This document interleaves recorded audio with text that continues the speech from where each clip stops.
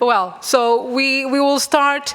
I don't think I'll do a big introduction because this morning was so interested and lasted a bit more than 20 minutes more than expected. So I just go straight on to our next speakers, just to remind you that this now we will focus on the indicators, soil biodiversity indicators, something that in this morning the GAGRI kind of focused on. And we will start with Julia. Julie Bongiorno, yes, and also her colleague that we already had the opportunity to listen to this morning. Both of them researchers. We start with Julia from Wageningen University, from the soil microbiology biology group. Well, and without further ado. Yes. Okay, great. Thanks, Anna. Thank everybody for being here. Okay, so a little, how does this work? Yeah, okay, a little outline. So I'm gonna talk and give a little presentation introduction about biodiversity monitoring methodology. So we start from general, and then we will go a bit more in depth into the methodologies that we use in SoilGuard. So I will give a bit of a more background to actually the results that Pablo presented previously. Then I will give a little insights into some preliminary results regarding comparison between different methodologies, molecular versus microscopic, for some particularly soil faunal groups that we characterize in SoilGuard. And then I will give back the words to Pablo, and he will present the soil biodiversity indicator that came out from the SoilGuard project. So first of all, the EU directive on soil monitoring and resilience, we all know, is quite important in the framework of the EU soil strategy for 2030 and consequently also for the European Green Deal and the EU biodiversity strategy. But within this monitoring and resilience directive, with this directive, one of the key soil threats that is addressed is the loss of biodiversity, among other threats that are really, impairing and having a damage on soil. Why? Well, because soil biodiversity is very important. There is an intrinsic value of soil biodiversity, but different soil biota are very important for a variety of functions that we don't have time to go in depth here, but they are really underlining and they're very important for very important processes in soil. So we have a huge variety of soil biota living in soils, and there are various measurements, various indicators that we usually assess when we measure soil biodiversities are mainly biomass and abundance, depending on the indicators or the organism, the richness, so how many species or specific taxonomic group are present of specific soil organism, and another one is also very important, the community composition, and we refer to these indicators before as alpha and beta diversity, if you remember previous presentations. But the big questions, of course, when you start actually measuring this organism is how, and here we are gonna go a bit into more depth into different methodologies that we have available to measure soil biodiversity. So I'm going to present three main methods. So the first one, is a morphological method. So for various organisms, in particular the fauna, so the bigger organism, microfauna, mesofauna, macrofauna, we have available morphological methods. So we extract organisms from the soil, and then under the microscope we have the capability to count them, how many they are, but also who is there. And we do this, usually for soil fauna, for example, you can see here, nematodes, earthworms. Maybe not all of you are familiar with this organism, but we are quite a lot. So these are the methods that are mainly used for fauna.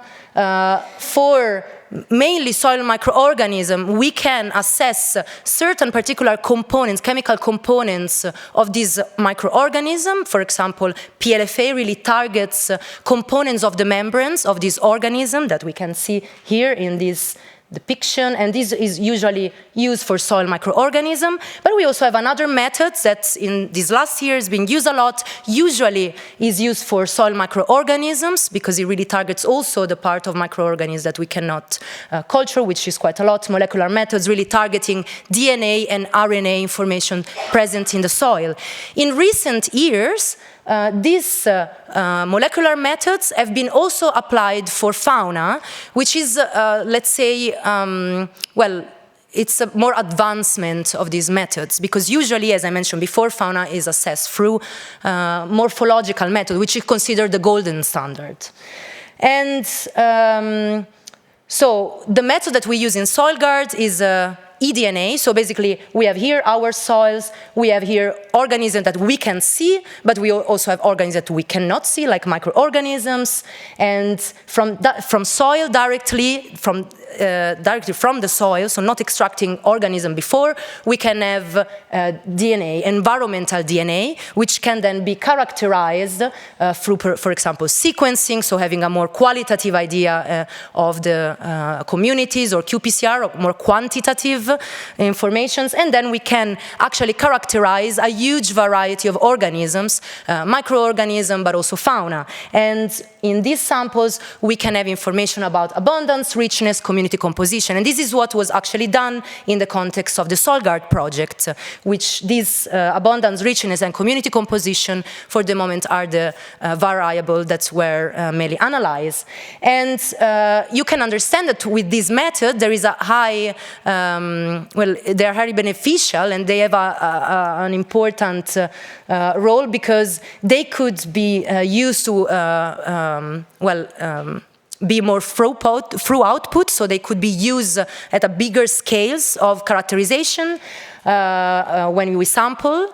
They could be very useful in terms of harmonizations of the methodology for measuring soil biodiversity, because the same method could be applied everywhere, and could also facilitate the identification of these organisms. But of course, this only if the taxonomic information that are available in the database that really gives an indication of, okay, to who this DNA belongs to, if those databases are good enough and are complete enough, which is not always the case for all the organisms that we want to characterize in soils.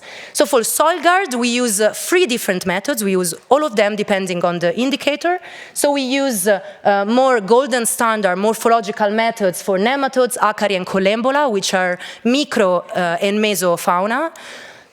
We use the PLFA, so this characterization of the quality of the membranes, for bacteria, fungi, and protists. And we also use the eDNA methods for a huge variety of organisms, including bacteria, fungi, viruses, protists, nematodes, acari, collembola, and earthworms.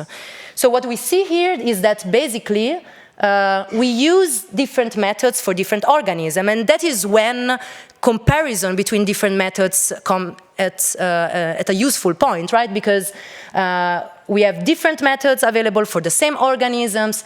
The new developments, as I already mentioned, have big potential, so they can be very useful, but are they reliable? So these new methods, are they reliable? How do they compare? How do they how do they compare with the traditional golden methods? So what I'm doing in these months, and still an ongoing project, but I will show you some preliminary results, is the comparison of this 3 group of organisms, nematodes, acari, and collembola. So I'm trying to understand how the results from the molecular compare to the results for the morphological, to understand if these new molecular methods, methodologies can be used, and how much they are useful for us. So here I will go a bit into the results. I will try to be brief because I don't have a lot of time. Here I will show you the similarity index, which basically is linked to the families, to the presence, absence of families, in this case of nematodes, and basically it shows for each sample how much similar is depending on the methods used. So how much each sample, the 2 methods are agreeing in finding this taxa. So for the nematodes, well, we already see that actually in terms of number of family, we found 57 family for the molecular and 47 for the morphological. So actually that's not so much difference in terms of number of family that we found in the samples. But when we look at the similarity index, maybe you don't see very much here, but we have in this graph, we have the frequency, so the percentage of samples that have a certain level of similarity. So the higher is the similarity index, the more the 2 different results from the 2 different methods will be similar. And we see here that for nematodes, the highest number, the highest percentage of samples have a similarity index index between the two different methods around 50 to 60%. So, well, it seems not so bad, but it also depends from which side of the coin you look at it.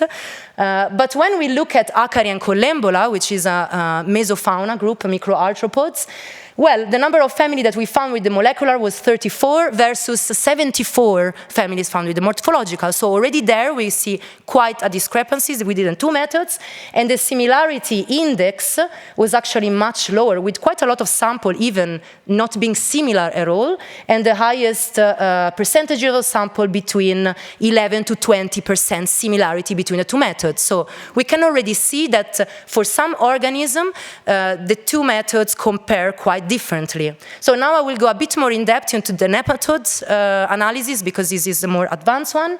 And I want to show here the percentage of shared family between the two different methods. We found around, 57.6% of families, of all the families that we found, were shared between the two different methods, and only 13.6% with only found with morphological, and 28.8% with the molecular. And this is probably can be explained by different reasons. For example, here in the morphological ones, the amounts of these organisms found were so low that they might not be picked up with molecular methods, or maybe there are some issues with the molecular databases. So maybe the database is not developed enough in order to give a good identification.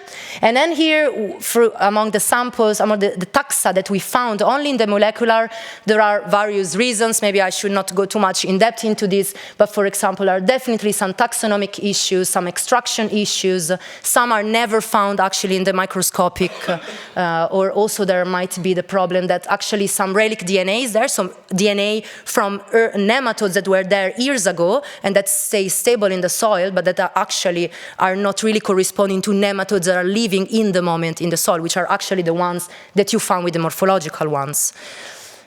And then when we go to a bit more into looking in functionality, so this is the maturity index is a measure, is an ecological measure of environmental disturbance, which is based on nematode species composition. So you can have idea about more the functionality of the system because of the characteristic of nematodes that are present in the soil.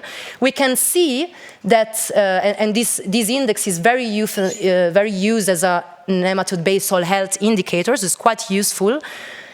We can see actually that the correlation between the maturity index with molecular versus microscopic methods is quite poor. So this also kind of brings us question about, okay, but if you use this molecular method to drive more functional characteristic or soil health characteristic of soil, can we really rely on these methods?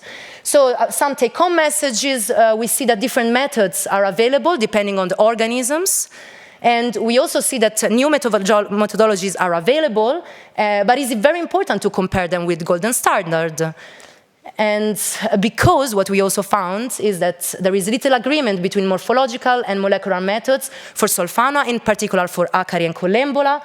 And of course, this brings us to really think that each method has its own limitations, some limitations for the morphological, some for the molecular. But the question is, could maybe these different methods be used complementary in the end? And could we maybe actually look into more, ways in which we can make actually better molecular identification? For example, in case of soil fauna, extract first soil fauna and then characterize the DNA without using eDNA. But this is, again, a question. So basically, I plea for a careful interpretation of results from novel methods, because this is what we found. And I think there will be time later for questions. Now I want to invite Pablo to continue with telling us a bit about indicators. Okay, hi everybody again. I will continue this analysis of the soil biodiversity of soil guards, in this case focusing on all the metrics that Julia explained before related with richness, diversity and abundance of the soil organism in the soil.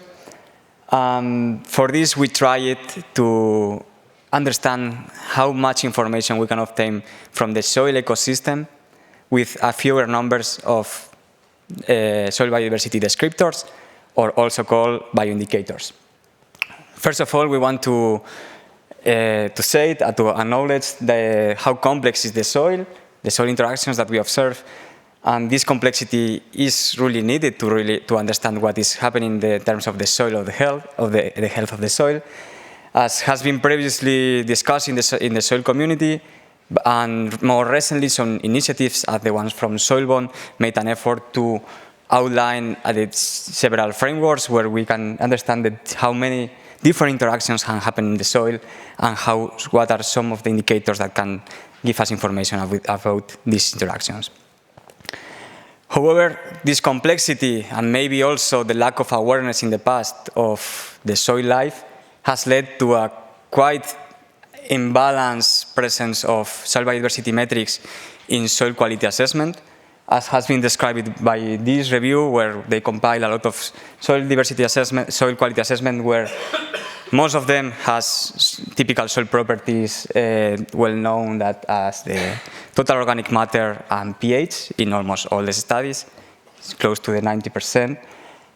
And in terms of the green ones that belong to the biodiversity, these are below the 40% of the data set related to soil quality assessment.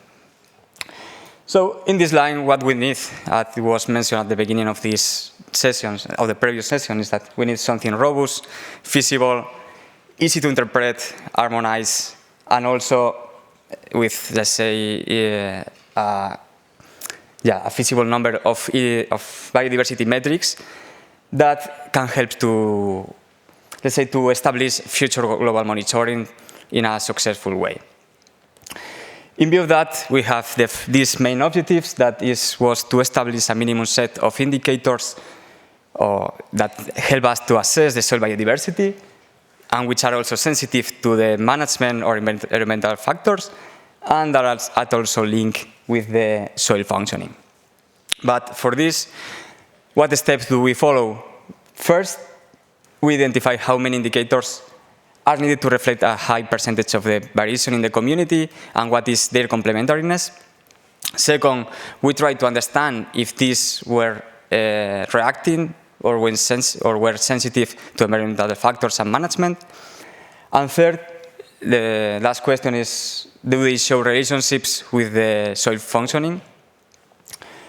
To address the first question on how many indicators are needed to represent a good proportion of the biodiversity, we did two complementary analyses, two complementary studies.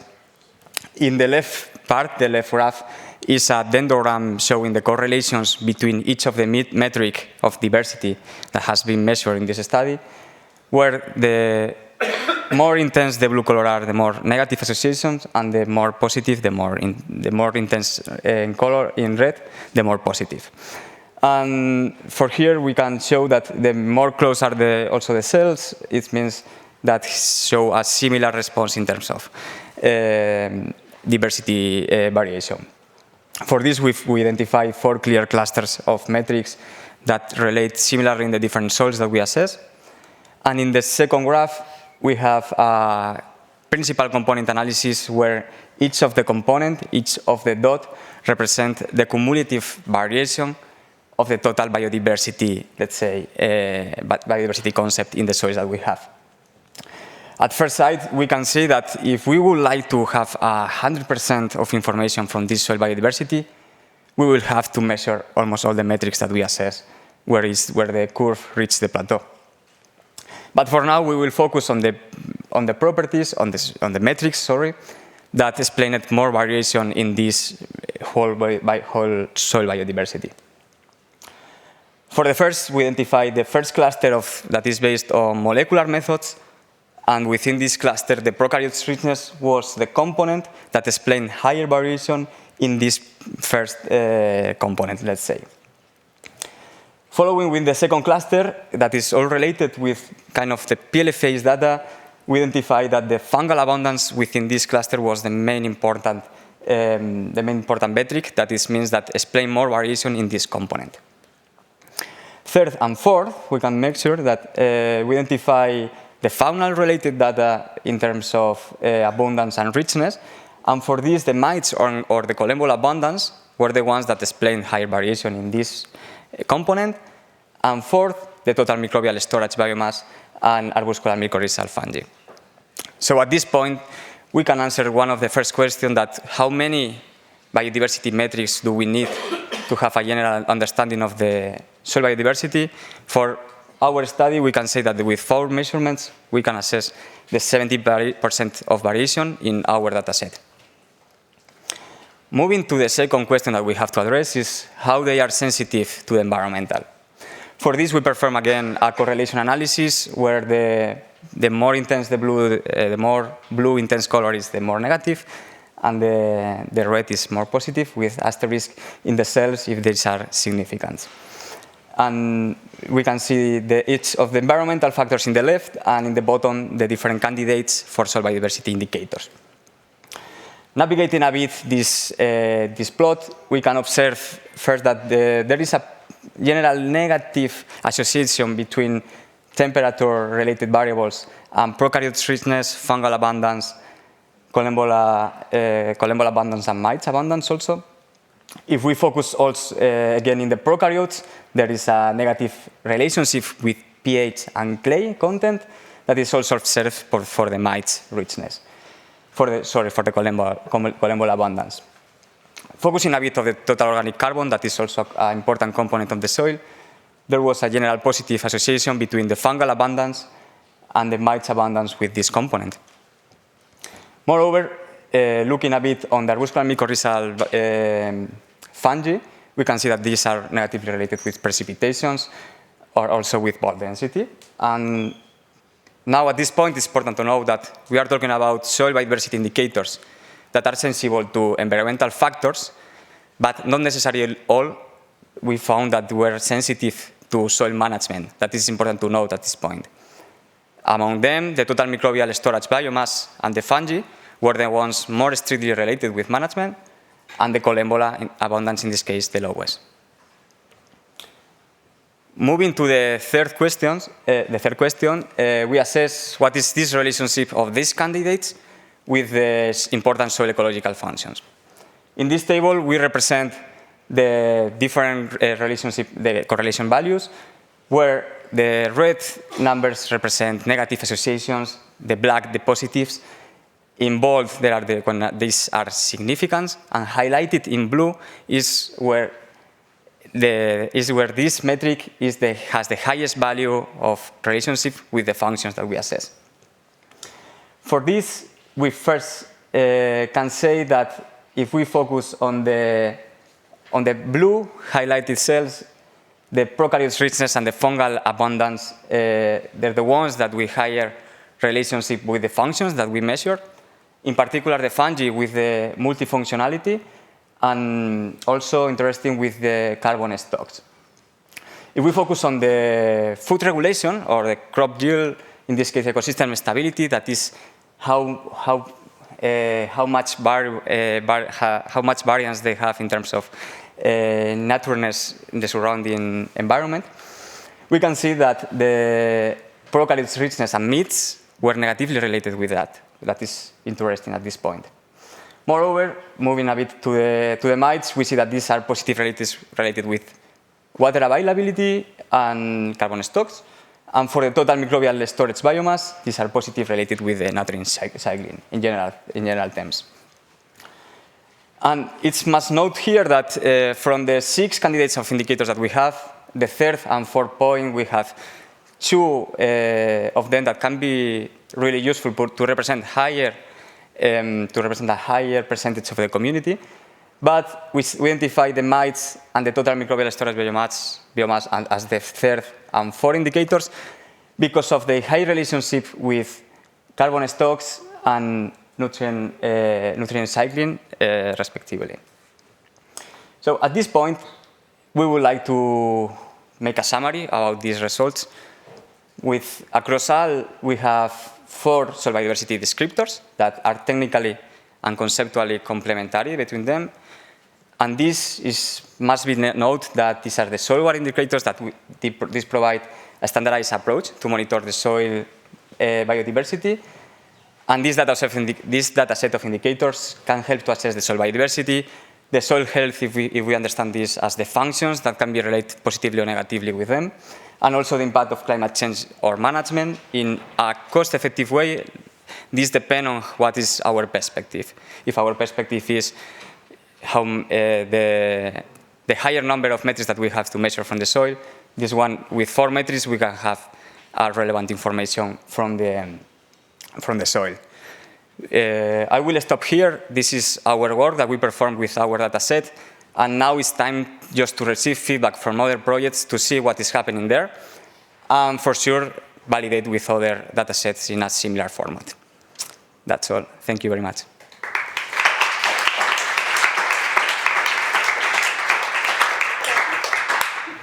Questions, yeah. Yes, stay there. There's time for questions. 1 or 2. Aha. And Mike will come to you.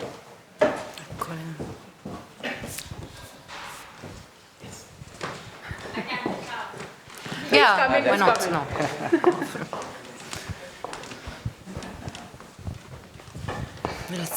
Yes, my question is about the molecular methods that you were saying. Could it be it's just because we don't have sequence of all organisms? This is a problem, of course. Because you mentioned a lot of criteria for the molecular method that wouldn't work, but could it be that like we don't have a sequence of all microorganisms, right? Yes, I mean, this I also mentioned that the databases are quite important, and this in particular for microarthropods, those are not well defined yet. But well, for nematodes, we are going quite forward. But yeah, no, definitely the database is quite important limitations. And about the relic DNA that you say, could it be that it is also horizontal gene transfer? Because, for example, for agrobacterium, we know that some genes are transferred to the plants. Could it be that it's also the case for the network that is in the soil? I mean, maybe it's things that we can search further, just as a suggestion. So you mean like some genes transfer to, some genes from nematodes, no, some genes from bacteria transfer to some... in the soil, it could be that they get some genes from somewhere, some other organisms. Maybe this is something that you can also search further. This is just as a suggestion. But I think it's very difficult to see that from... But from for the the results we have. agrobacterium to the plant, it was easy, but I don't know. Maybe. May I add something here? Like this circularity of the genes between organisms is also happening, but with the molecular methods, we amplify specific regions that... ITS for eukaryotic and 16S for prokaryotic. Yeah, and at the end, are you assuming that there is a transfer between this gene and the agrobacterium, or...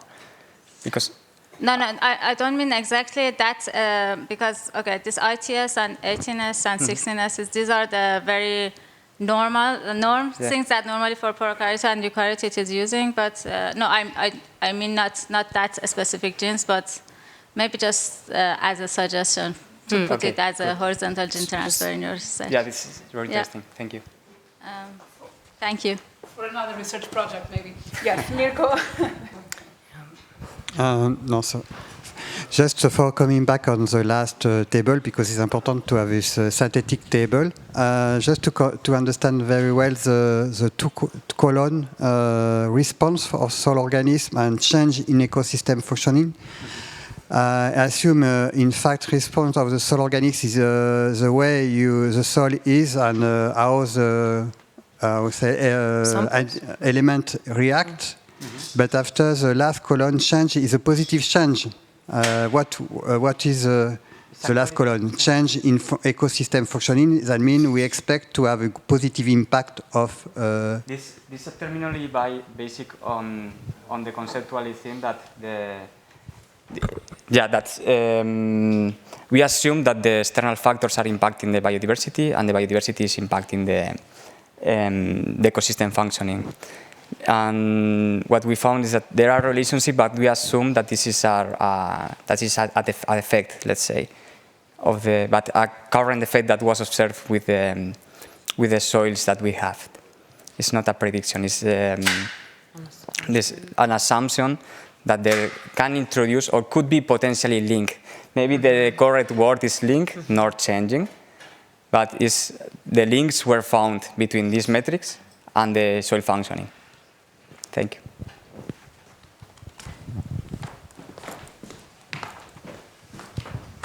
One at the end, two at the end. The last two at the end.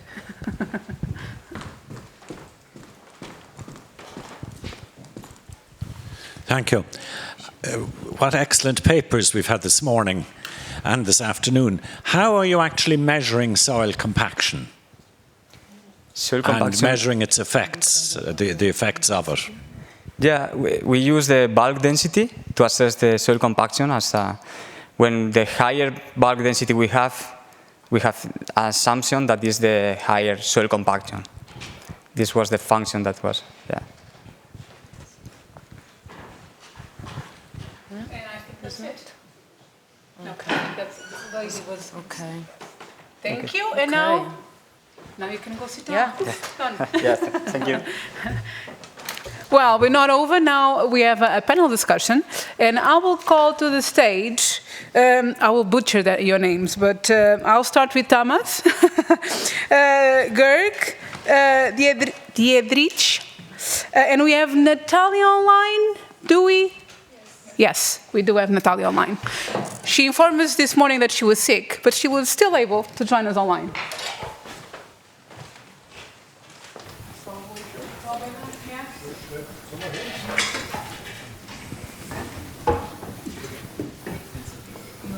Oh, we make them change the names. Ah, okay.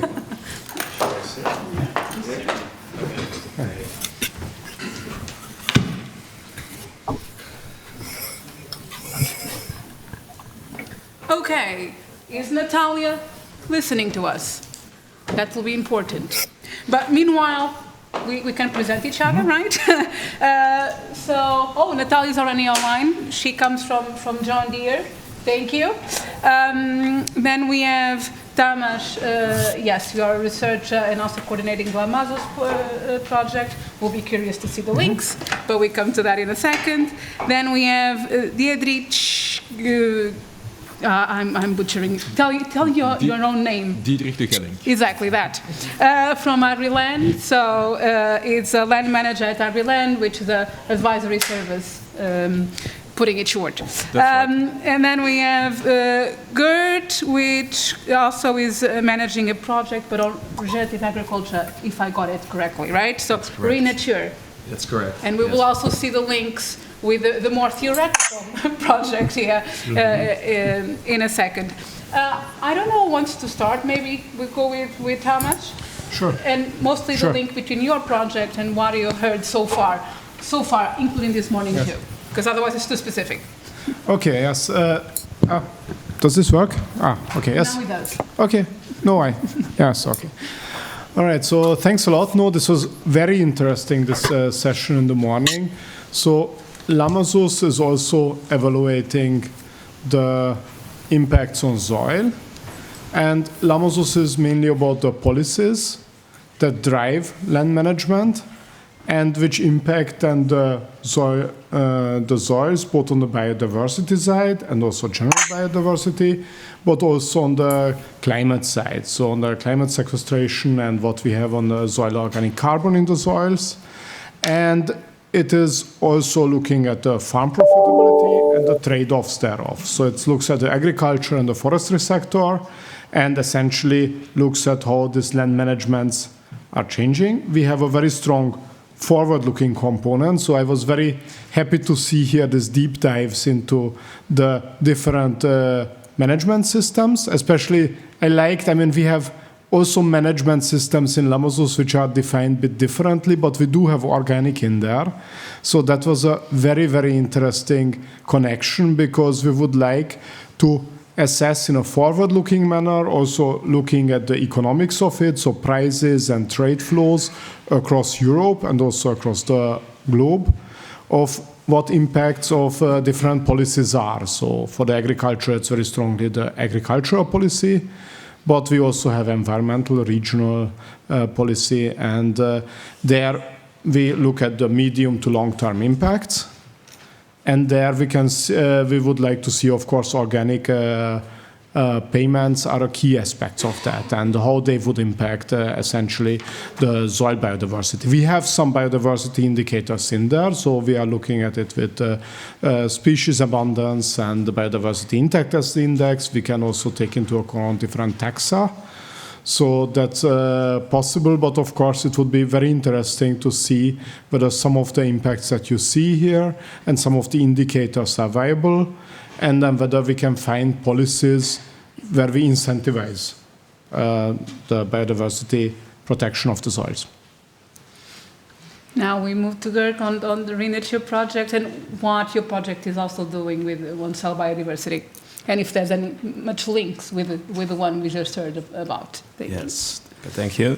So ReNature is based in Amsterdam, the Netherlands, and we are executing projects mainly in the Global South, where we help the smallholder farmers make the transition possible to regenerative or agroforestry farming systems instead of the conventional ones.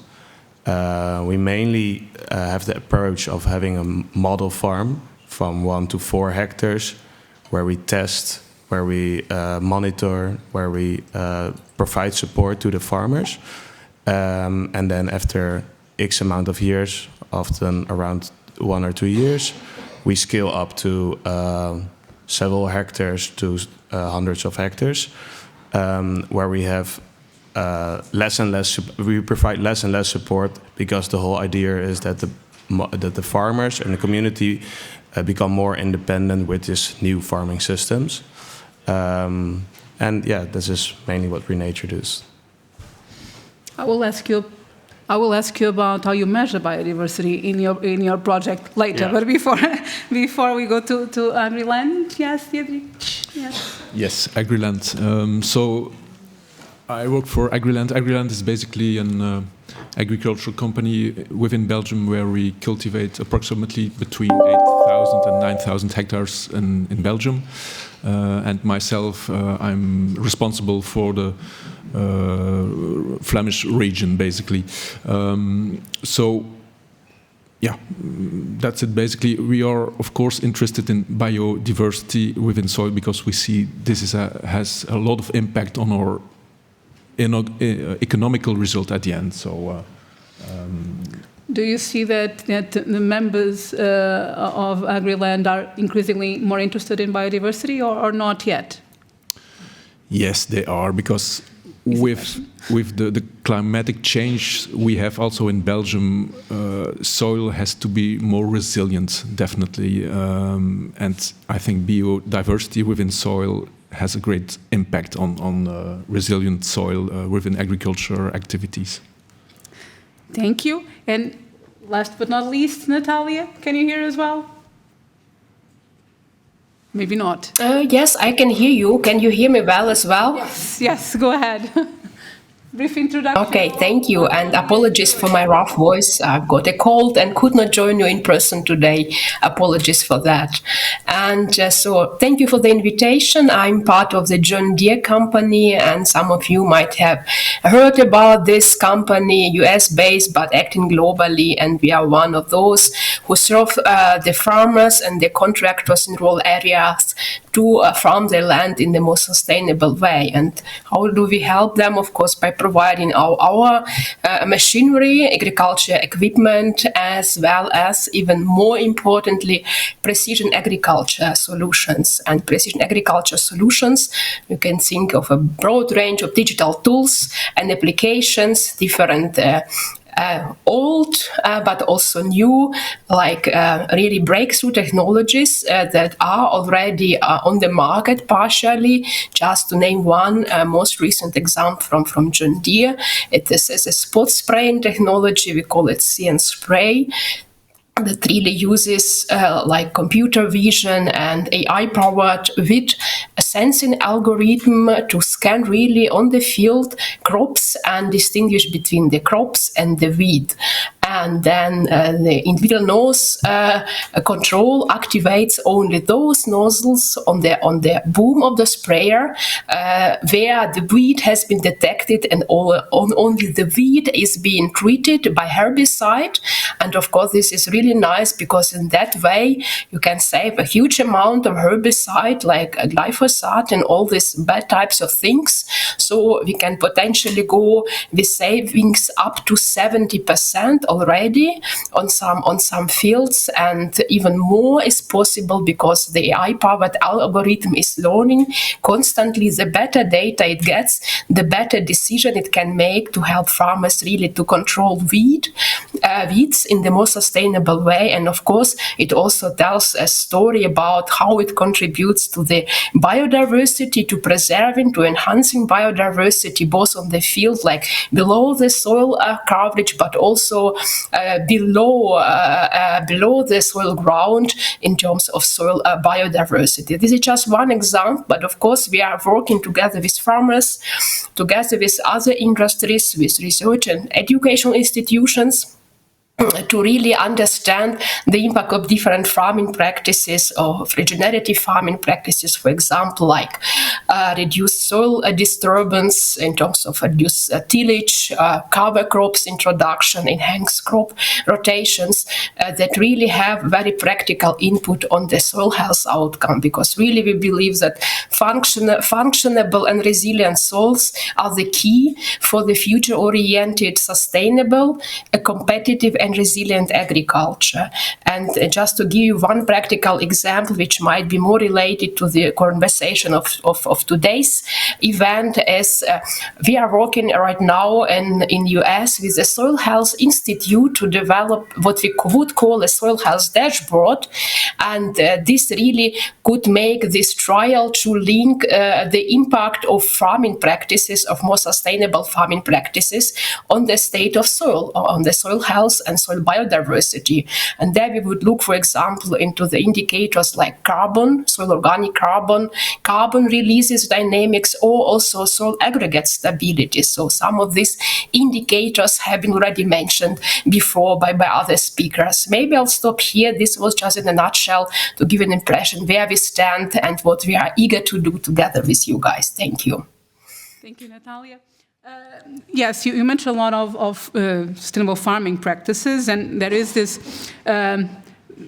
balance between should we promote and support farmers on the management practices per se, or on result indicators. And in this case, indicators, you have the most common ones like organic matter, and more increasingly biodiversity. How do you see in your projects and also industry how the balance is done? Are you still more on the list of management practices or more result indicators? And on result indicators, have you already gone as far as looking into the biodiversity? Maybe not with what we heard today, even potentially tomorrow, but have you thought about this dichotomy and this balance? Who wants to start? Go, Thomas? Yes. Okay. Yes. No, that's an excellent question. And I think for Lamasus, it's also very topical because indeed we are now, next year is the last year of the project. So we are developing our scenarios that we will run. And there indeed we are playing through multiple policy pathways. So we will look towards something which is more similar than how the agricultural policy is set up now, which rewards in the sense the practices, and we have payments for practices, I mean, with some restructuring potential towards the future and some of the simplification that is envisioned, but more or less in a similar vein. And we are also looking into scenarios where through our models we would like to see how more results-based payments are done. And this is currently, we were looking there mainly through soil indicators, so soil organic carbon buildup and how much is stored there. We can also link to a certain degree the management, but I think the soil organic carbon, we had it a bit more detailed our analysis.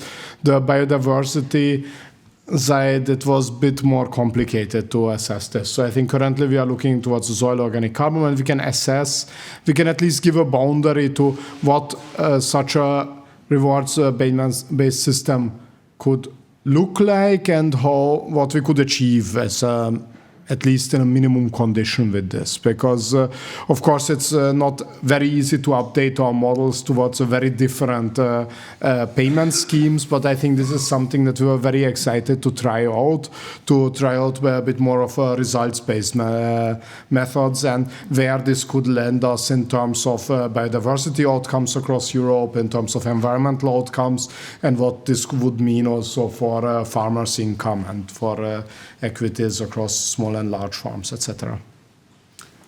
Thank you.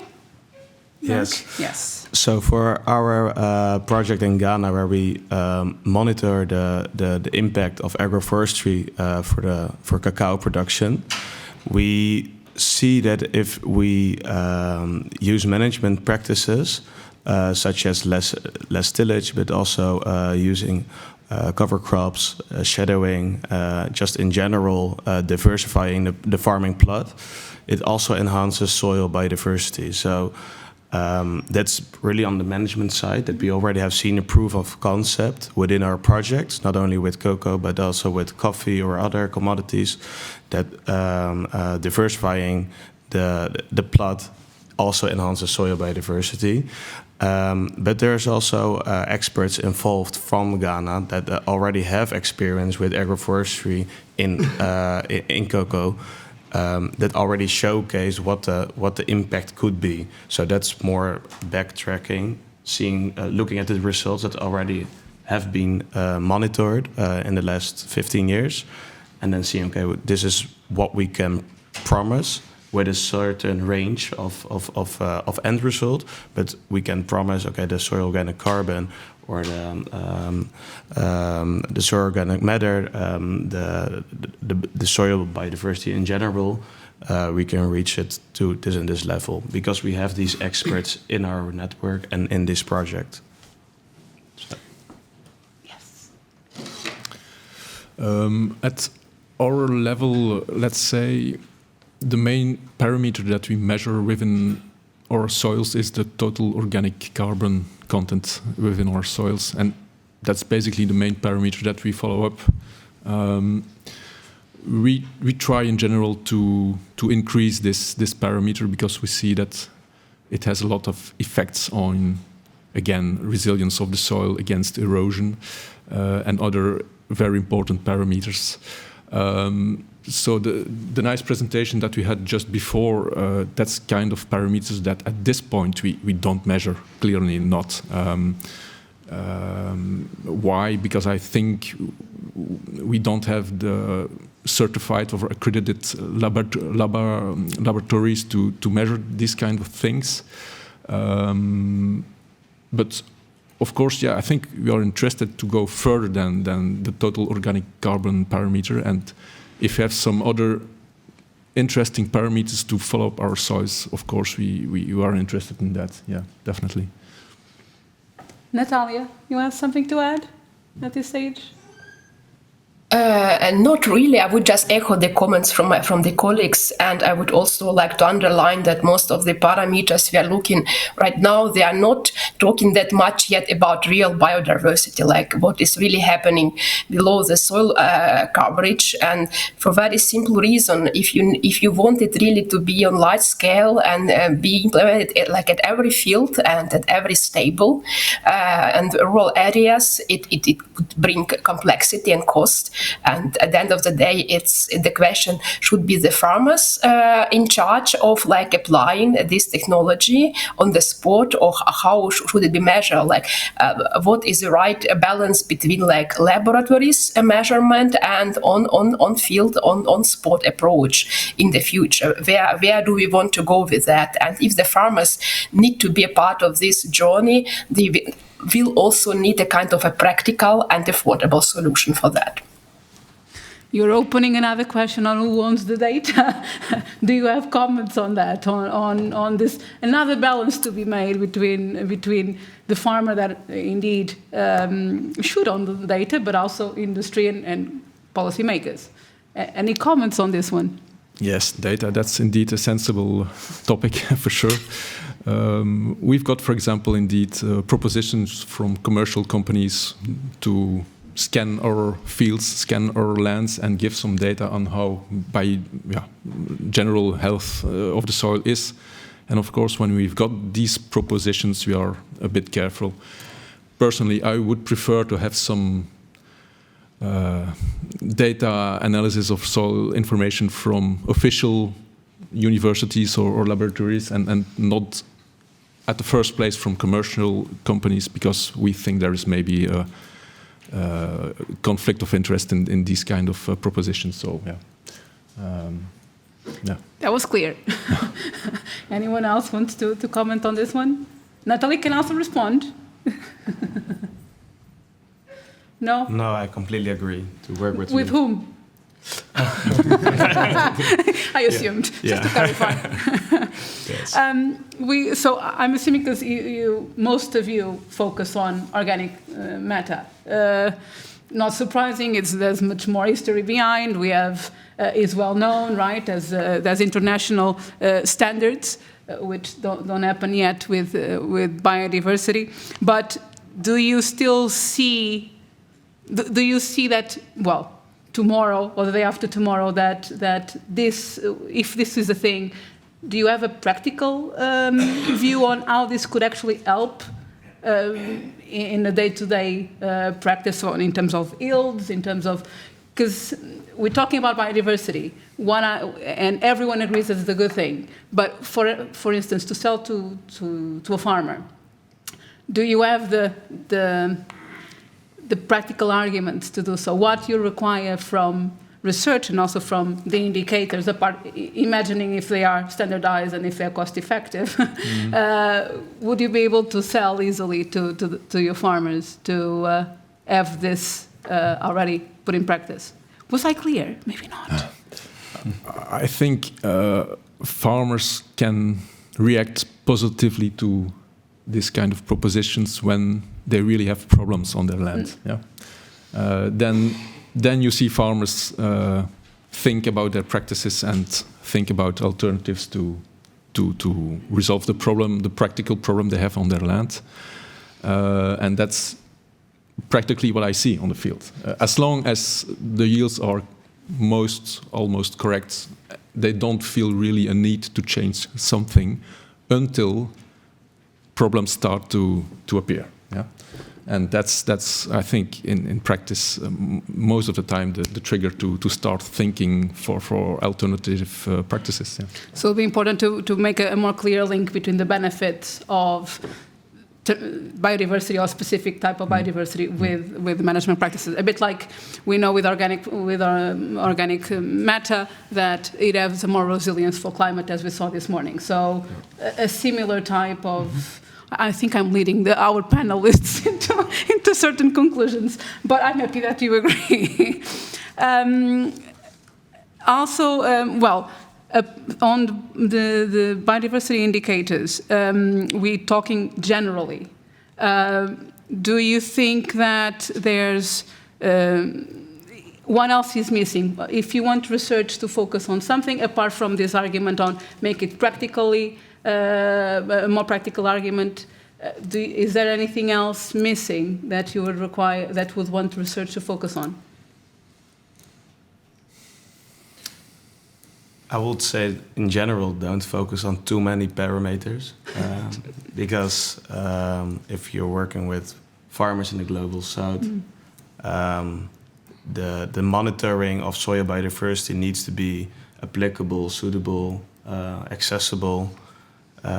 It needs to be financed with very low investments for the farmers. So it needs to be practical with simple pH stripes, for example, or visual soil assessment before we starting to dive into the labs. It needs to be it needs also to be easy to be executed with the farmers, and that starts with showcasing what the benefits are from biodiversity in soil, comparing that with status quo. So with with conventional farming. Because at the moment, are you measuring biodiversity in your project at all? And how? Yeah, so we're doing both. And we're doing both for several reasons. But the main reason that we're also doing the more costly lab assessments or with the universities is because we need to showcase also with data that what we are doing is suitable and good for long-term vision. But we are also focusing with capacity building training on how to monitor with visual assessments that are already very useful, where we can understand better what water retention, soil structure, and all different kind of indicators are, and it doesn't cost anything.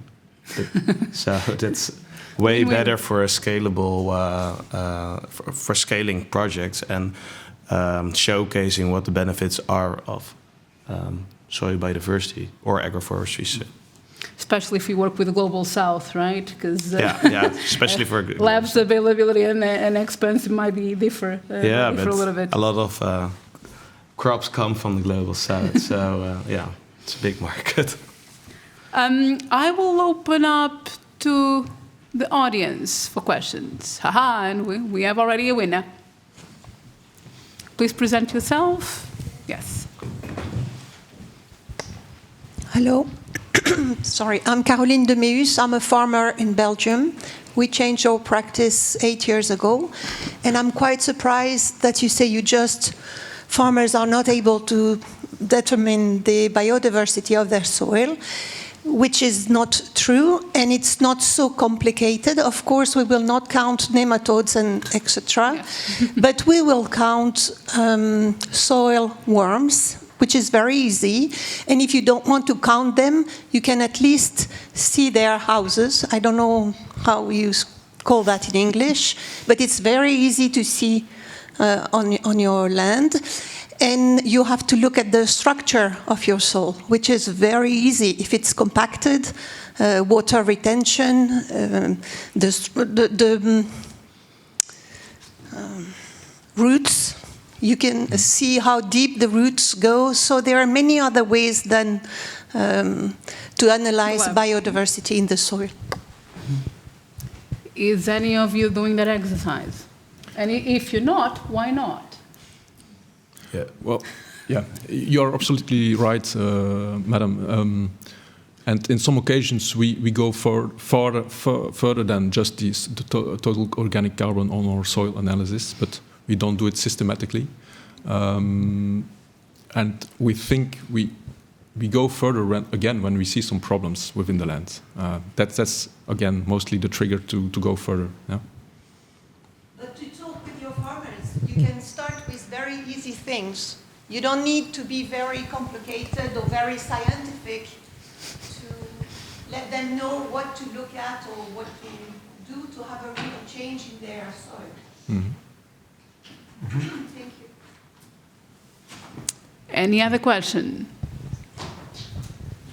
Thank you very much. Very interesting, thank you, panel.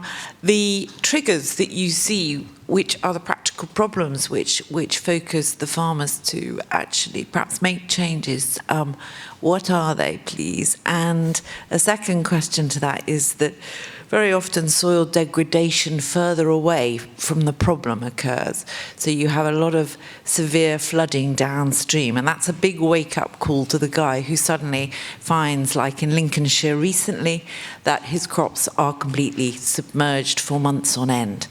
And are these ideas for improving soil health spreading beyond the territory that they affect? Well, yes, I can speak for the conditions we have here in Belgium, but indeed erosion is most of the time the big problem when farmers start to wake up and when they see erosion problems. We have some erosion problems on some of our fields, and it's a big problem for sure. We don't want to see these kind of things, and then to try to go back to a better status of these kind of soils, it's difficult and it takes a lot of time. So erosion for sure. I think that's in these conditions in Belgium, I think the first trigger to the first wake-up call for farmers. Yes, I think. Maybe I wanted to address on the uptake of the practices that you initially mentioned, right? And there, I mean, we looked at a fair bit of indicators of when farmers adopt practices and when not. And I mean, there is of course economic aspects of it, and farmer age matters. And I think what was fairly robust is that kind of what your neighbors are doing is very important. So these kind of farmer cooperatives and organizations are super important. That was a really surprising result that through multiple studies with different methods emerged quite clearly. So I think that was quite interesting on where you can kind of invest. So knowledge sharing. Gerk, you have also something to add on this in your project. Are you also looking at individual assessment that you mentioned? Is earthworms also something that you consider? Yes, that's also one of the I don't know who questioned it, but yes, earthworm counting is one of the assessment to cut. Yeah, it's very common practice to know what soil biodiversity is, because worms tell a lot about how healthy the soil is. Yeah. Is there any other question? Yes, there. Hi, Katie McRobert from the Australian Farm Institute. Looking at the title of the panel, which is about harmonisation and some of the challenges around harmonising measurements of soil biodiversity, I think even within this panel it was clear that there are some differences in who you would trust, who you'd see as a trusted advisor or a trusted arbiter of a standard. Could I ask the panel to give advice? You mentioned that soil organic carbon was one thing you measure, partly because you can, but also because there is a genuine recognised standard for that. Who should set a standard for soil biodiversity? Where do you place your trust for that standard setting? Aha, who wants to start?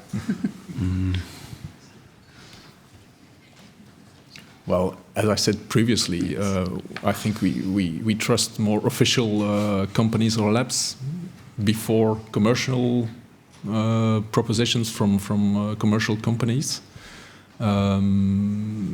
If these labs, official labs, are certified, of course, that's a very important point. Yeah, that's what I think about it. Yes, I mean, maybe also from our side, I mean, we mainly, so in Lamazoos, we do not have any kind of first-hand collection of data in that sense. So we use public or data sets or data sets that have been officially collected or that are available. So I think those, from a scientific point of view, are always preferred to private enterprises because it's just much easier to get. So that's based on that. Of course, there has to be some scientific consensus, I suppose, on what the measure is, which is, I guess, at the crux of the matter, because there is, especially in biodiversity, there is lots of indicators available. So that's will always be a challenging one to arrive at. So you say that the standardization is the key in this aspect. Natalie, you want to, because I don't look at you, I feel that I'm ignoring you a little bit. I don't know if you want to say No, all is good, and I hope you still can hear me well. I would like also, again, to continue this provocative discussion of what would be actually the long-term vision for soil biodiversity. Are we here talking about keeping this a kind of silo with labs which would measure maybe more precisely certain parameters on biodiversity, but it would be maybe not in real time and with less samples as compared to a potential foreseeable future technology on spot on the farm, which would be kind of easy to use and accessible to an average farmer, because it's actually up to the practitioner, to the landowner, to the operator on the land to really conduct the farming practices, change the practices towards more sustainable and regenerative agriculture, and then to see the outcomes. farmers. So being able really to connect the dots between what do I need, how do I need to change it, and what do I get at the end of the day. Because thinking about all the three dimensions like economic sustainability, environmental health, but also there's the social sustainability in rural areas. So how do we get there? I think so the next panel will for sure address some of these questions because they relate also to the forward-looking policies in Europe related to agriculture and supporting enhancing soil health and other indicators of sustainable agriculture. But this way or another way, I guess every technology is kind of complex and comes at certain cost. And this cost must be affordable, solutions must be practical, and farmers would always need a kind of advice. Like where to start, like do I need that, like okay, I know I'm facing a certain problem, like maybe I'm facing increased erosion or dryness on my fields, or I don't know, something that is a kind of a big problem. Farmer has recognized that, so what does he or she do about that? And here we must also talk about kind of advisory systems, training and knowledge support for the farmers, that they are kind of equipped with the knowledge, and then they can decide what they do, how they do they go for the like certified laboratories solutions, or do they go for independent private companies if they would offer any of practicable solutions? They could ask their neighbors, they could ask industry advisors, they could ask their trusted dealers from different input supply companies. So I guess this entire area of extension, training, knowledge support, and then sharing the research project results, bringing them, into a large scale to the farmers' community is a piece that should not be forgotten, in my opinion. So farmers should not be forgotten on that journey. Thank you. Any further question? Yes, Charles. Kind of blind. I come from the west of the Atlantic region. Our problem is how to maximize our yields and reduce our costs. I've handed over to my son, who's now looking at all these things, and what I think we need is a template of the analysis we should give, simple and practical, that we can feed to the scientists to get practical advice as to what we should do. And I think that's what we need. So it's not really a question, I'm afraid. It's a comment. It's a statement. It's a comment that I'm assuming everyone agrees. Yes. So I think I maybe can try to summarize briefly. Well, at least what was the consensus? Everyone seems to agree on the importance of having biodiversity indicators. It also seemed to me that currently the focus is the ones that are already proven, standardized, and relatively cost-effective to monitor. Otherwise, the reliance is more on visual, and that works well for biodiversity, for fauna when it comes to biodiversity, but not so much to the world that we don't know much about when we talk about the other type of soil biodiversity. Nonetheless, it seems to me that everyone agrees that we should focus more how to make it standard, how to make it more practical, how to make it more easy to use, how to help connecting the dots, also to give the arguments, and also to give the tools for farm advisory services, and also for projects, and also for industry, to give options to farmers to develop more soil biodiversity. Was I clear? Well, I hope so. Nonetheless, that's not a problem because we will have another panel now still focusing on soil biodiversity indicators, but also now with a more policy focus on how to make this link. And I wish them luck. So let's give an applause to our panel.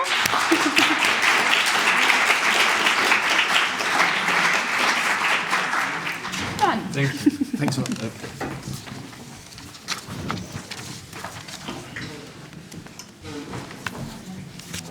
Oh, I should announce the coffee break. Well, there's a coffee break. Yes, I also get. Hey, nice to meet you. Okay, nice to meet you. So it's a bit tight.